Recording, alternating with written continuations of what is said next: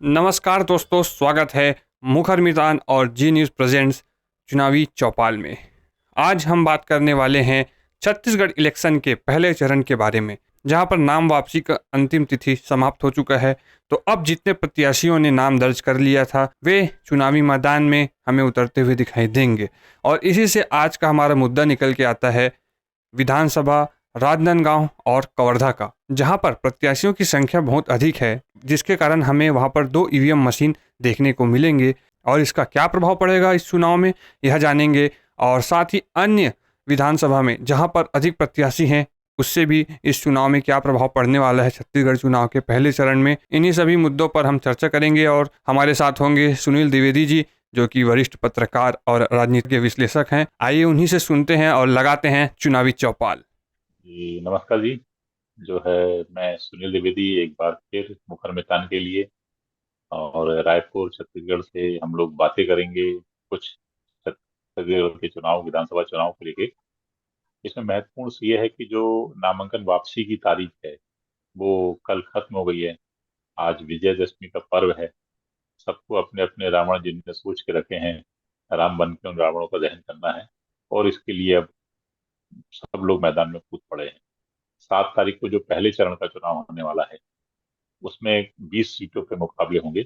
और उन मुकाबलों की तस्वीर लगभग लगभग साफ हो गई है।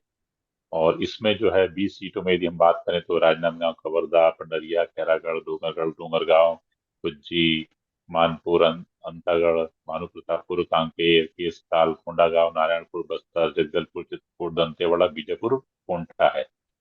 इसमें सबसे इंटरेस्टिंग बात यह है कि जो भाजपा के मुख्यमंत्री रहे भी हैं और मुख्यमंत्री पद के जो प्रत्याशी हैं, डॉक्टर रमन सिंह जी, वे बहुत महत्वपूर्ण चीज जिससे हमेशा वो लड़ते हैं, उसी राजनांदगांव से लड़ रहे हैं। और कांग्रेस के गिरीश देवांगन उनके सामने हैं।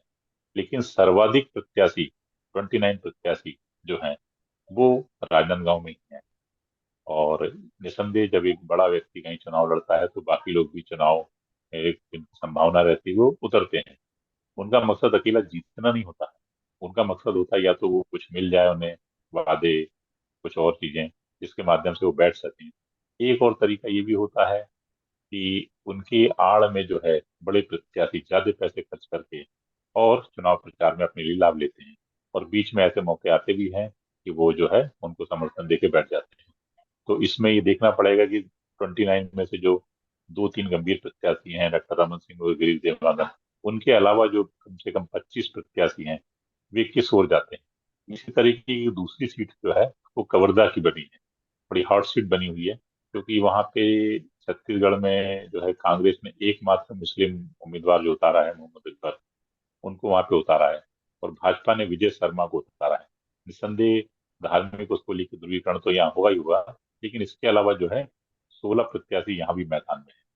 और चुनाव की और उसकी बूथ वोटिंग मशीन है, उसकी एक बात आपको बताना चाहता हूँ कि एक वोटिंग मशीन में जो है 14 प्रत्याशी करीब करीब होते हैं और एक नोटा का बटन रहता है। इस तरीके से 15 जो है उसमें बटन रहती है।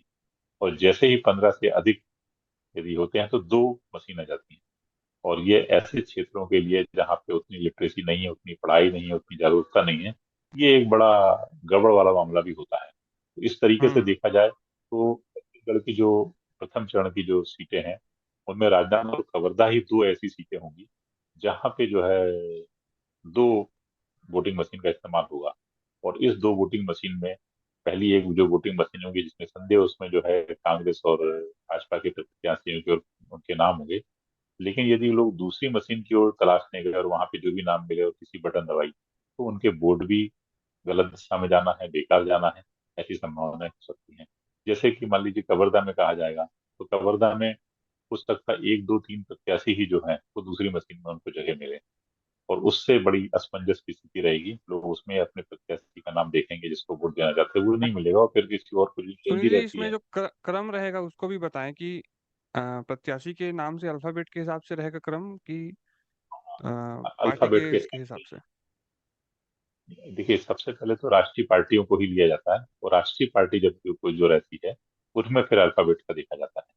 तो राष्ट्रीय अच्छा। पार्टी, फिर राज्य स्तर की पार्टी, पंजीकृत पार्टी, दूसरी मशीन जो रहेगी उसमें जो है दूसरे प्रत्याशी रहेंगे जो उतने गंभीर नहीं रहेंगे, और इससे वोटों का जो प्रमुख राजनीतिक दल हैं, प्रमुख राजनीतिक प्रत्याशी हैं, उनके वोटों के नुकसान होने की संभावनाएं, आशंकाएं बहुत बढ़ जाती हैं। तो इस तरीके से ये एक बहुत महत्वपूर्ण चीज रहेगी राजनांदगांव कवर्धा के लिए जहाँ पर होगी। लेकिन इसके अलावा भी हम बात करें तो पंडरिया में 14 प्रत्याशी मैदान में हैं। इसी तरीके से जो है भानु प्रतापपुर में भी 14 प्रत्याशी मैदान में हैं। 12 प्रत्याशी हैं डोंगरगांव में भी, 12 प्रत्याशी हैं, 10 प्रत्याशी डोंगरगढ़ में हैं, 10 ही प्रत्याशी जो है केसकाल में हैं।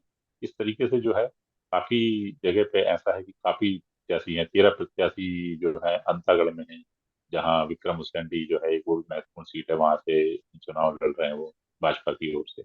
तो इस तरीके से हम्म। देखा जाए तो ये जो 7 तारीख को मतदान होने वाला है, जो जिसके लिए सिर्फ 14 दिन का समय बचा हुआ है, और उनमें जो है जो 20 सीटें जिनमें चुनाव होगा उसमें करीब करीब 223 प्रत्याशी मैदान में हैं।